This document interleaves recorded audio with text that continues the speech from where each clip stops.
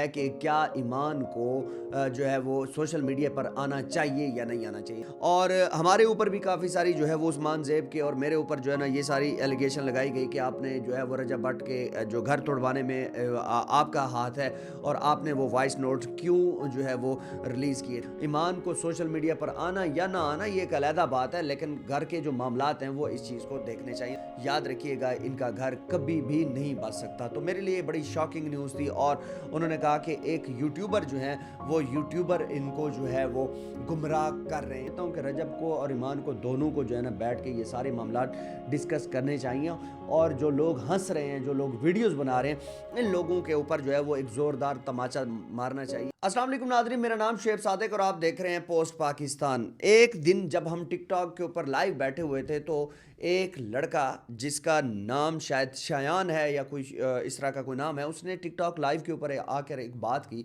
उसने कहा कि मेरी बात याद रखना कि एक दिन ऐसा होगा कि ईमान खुद जो है वो वीडियोस डालेगी, खुद सोशल मीडिया पर आएगी और जो है वो उसको लोग इस तरीके से भड़का रहे हैं। तो हमने कहा कि नहीं, ऐसा पॉसिबल नहीं हो सकता क्योंकि इनका जो रिलेशन है वो अल्लाह करे बच जाए, रजब भट्ट और ईमान के दरमियान जो इस तरह की ये दराड़ें हैं ये ख़त्म हो जाएं। उसने कहा ये ख़त्म नहीं हो सकती। तो हमने कहा क्यों नहीं हो सकती? उसने कहा जिस दिन ये ख़त्म हो जाएं तो मैं टेंड करवा दूंगा। मैंने कहा आपको किसने ये चीज़ सारी बताई है? उसने कहा कि भाई हर एक चीज़ का मुझे पता है।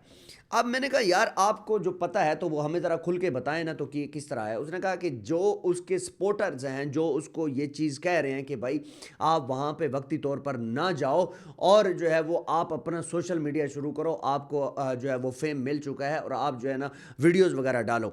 तो हमने कहा कि नहीं, ऐसा पॉसिबल नहीं है कि वो वीडियोज़ वगैरह नहीं डालेगी। तो कल रात जो है उसने मुझे फ़ोन किया और मेरे पास अभी भी जो है वो उसका नंबर भी है।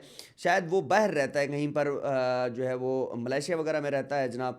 तो उसने मुझे फ़ोन किया और ये चीज़ आप देख भी सकते हैं। तो फ़ोन करके मुझे कहता है कि भाईजान मैंने आपको कहा था ना कि वो ईमान जो है वो व्लॉग्स वगैरह या इस तरह की वीडियोज ऐसा ऐसा डालेगी। मैंने कहा आप मुझे थोड़ा सा प्रूफ दे दें कि कहाँ पर डाले। उसने मुझे एक लिंक भेजा और लिंक के अंदर मैंने देखा वाकई वीडियोज़ लगी हुई थी। फिर उसने मुझे एक पीछे एक बैकग्राउंड बताया। उसने कहा कि जनाब इससे पहले एक व्लॉगर है जो यूट्यूबर है, उसने एक वीडियो डाली है कि क्या ईमान को जो है वो सोशल मीडिया पर आना चाहिए या नहीं आना चाहिए। जैसे वो वीडियो लगी 3-4 घंटे के बाद ये वीडियो भी लग गई। तो मैंने कहा मैं आपकी बात समझा नहीं हूँ। तो उसने मुझे ये बताया कि जनाब आप ये देखें कि उस यूट्यूबर को इन्होंने रखा हुआ है कि क्या सोशल मीडिया के ऊपर हमारा रिएक्शन क्या आ रहा है, क्या हम सोशल मीडिया पर आएँ या ना आएँ। जैसे ही उस यूट्यूबर ने वो वीडियो डाली है तो उसके बाद जब रिएक्शन मिला कि हाँ जो है ना अच्छा, उनका जो टाइटल था वो भी आपको बताता जाऊं कि क्या ईमान को सोशल मीडिया पर आना चाहिए या नहीं आना चाहिए। तो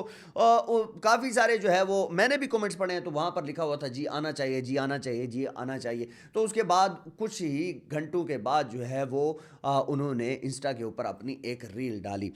तो मैंने कहा यार मुझे थोड़ा सा खुल के समझाया। उसने कहा भाई बात सीधी सी है कि ये वापस आएंगे और ये सोशल मीडिया के ऊपर अपनी वीडियोस डालेंगे और इसी तरह ये जिन जो लोग इनके पीछे बैठे हुए हैं ये इनको सपोर्ट कर रहे हैं कि ठीक है आप डालें, वीडियोस डालें, कोई मसला नहीं है, कोई परेशानी नहीं है, आप वायरल हो चुके हैं तो आपका अपना कंटेंट होगा। तो हमने देखा था कि सोशल मीडिया पर ओन शेख जो लड़का था, जो इनका जो रजब भट्ट का साला भी है, तो उनके दरमियान एक कंट्रोवर्सी भी चली थी। उसके बाद भी वो कुछ यूट्यूबर जो है उनको सपोर्ट करते रहे कि ठीक है आप सही जा रहे हैं, बिल्कुल सही जा रहे हैं। लेकिन मैं आपको एक रिक्वेस्ट करता हूं कि खुदा के लिए कि अगर किसी का घर जो है वो बच रहा है तो उसको बचने दिया जाए।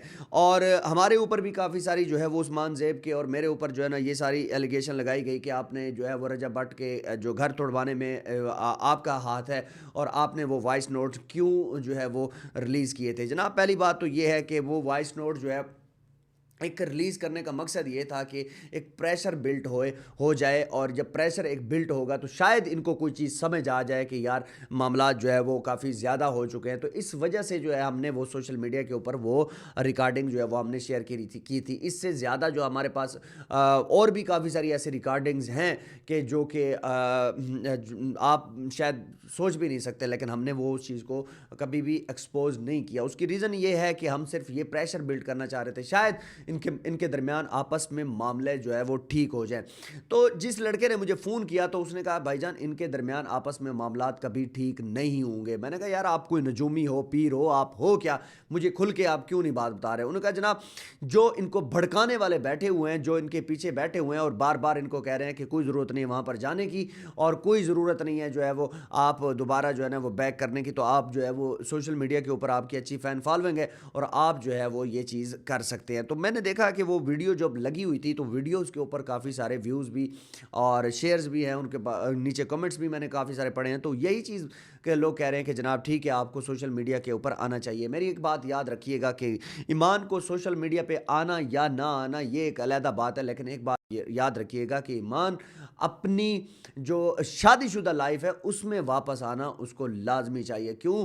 क्योंकि ये जो लोग आपको अल्ले तल्ले मशवरे दे रहे हैं ना, ये आपके लिए इंतहाई जो है वो ख़तरनाक साबित होंगे। याद रखिएगा कि मियाँ बीवी का जो रिश्ता होता है ये एक ऐसा रिश्ता होता है, अगर इसमें कोई बातचीत आ भी जाए तो इसको दोनों पार्टीज बैठकर इग्नोर कर सकती हैं, लेकिन अगर आप इग्नोर नहीं कर सकती तो आपके बुजुर्ग जो है वो बीच में आकर ये सारे मामलात ख़त्म करवा देते हैं और वक्ती तौर पे 10-15 दिन 20 दिन लग जाते हैं, तो ये चीज़ें आहिस्ता आहिस्ता भूल जाती हैं। लेकिन अगर आप पीछे जो है वो लुक़्मे ले रही हैं तो इंतहाई ख़तरनाक होगा कि फिर जो है वो आपका घर भी टूटेगा, फिर जो आपका बच्चा है वो भी जो है वो फ्यूचर में ज़लील होगा। और काफ़ी सारे लोग जो इनको मशवरे दे रहे हैं, जो यूट्यूबर्स हैं वो उनको मशवरे दे रहे हैं कि आप जो है वो इस तरीके से काम करें, आप वीडियोज़ वगैरह लगाएं तो फिर जो है वो आपकी अच्छी खासी फ़ैन फॉलोइंग भी है। लेकिन उनको ये नहीं पता कि वो किस तरीके से मशवरे दे रहे हैं और कैसे घटिया मशवरे दे रहे हैं कि उनका घर तोड़ने के लिए ये लोग जो है वो आगे आगे हैं। ईमान को सोशल मीडिया पर आना या ना आना ये एक अलहदा बात है, लेकिन घर के जो मामलात हैं वो इस चीज़ को देखने चाहिए। तो उसने कहा कि जनाब मेरे साथ जो जिस बंदे ने मुझे कॉल की तो वो उस बंदे ने मुझे यही बात समझाई सारी कि जनाब याद रखिएगा इनका घर कभी भी नहीं बच सकता। तो मेरे लिए बड़ी शॉकिंग न्यूज़ थी और उन्होंने कहा कि एक यूट्यूबर जो हैं वो यूट्यूबर इनको जो है वो गुमराह कर रहे हैं और उनकी फैमिली की जो खबरें हैं वो भी बाहर निकाल रहे हैं। जनाब आला याद रखिएगा कि रजब भट्ट को जो है वो एक लड़का है और वो लड़कों के ऊपर अगर कोई बात आ भी जाए तो फिर काफ़ी सारी जो सोसाइटीज़ होती हैं ना तो वो यही बात करो जी बच्चा है, लड़का है जी, हो जाता है। लेकिन जब कोई लड़की के ऊपर बात आती है तो खुदा की कसम कोई भी बंदा बर्दाश्त नहीं करता। और मैं आपको हकीकत बता रहा हूँ कि अभी आप जो है वो रजब के निकाह में हैं तो आप सेफ़ एंड साउंड है। लेकिन याद रखिएगा कि अगर आपका अल्लाह ना करे ये रिश्ता टूट जाता है तो फिर 100 मुश्किलात आपके सामने आ जाएंगी और वो लोग जो आपको जो इस तरह की घटिया मशवरात दे रहे हैं तो ये चीज़ें आपके लिए सर दर्द बन जाएंगी और आप एक बहुत बड़े मसले में फंस सकती हैं। तो इसको आपने खुद बैठ के सोचना चाहिए। मैं समझता हूँ कि रजब को और ईमान को दोनों को जो है ना बैठ के ये सारे मामलात डिस्कस करने चाहिए और जो लोग हंस रहे हैं, जो लोग वीडियोस बना रहे हैं, इन लोगों के ऊपर जो है वो एक ज़ोरदार तमाचा मारना चाहिए। और हमेशा हमारी यही कोशिश रही है कि रजब और ईमान की आपस में सुलह हो जाए, अपना घर बसाएं, खुशी खुशी से अपने मामलात चलाएं।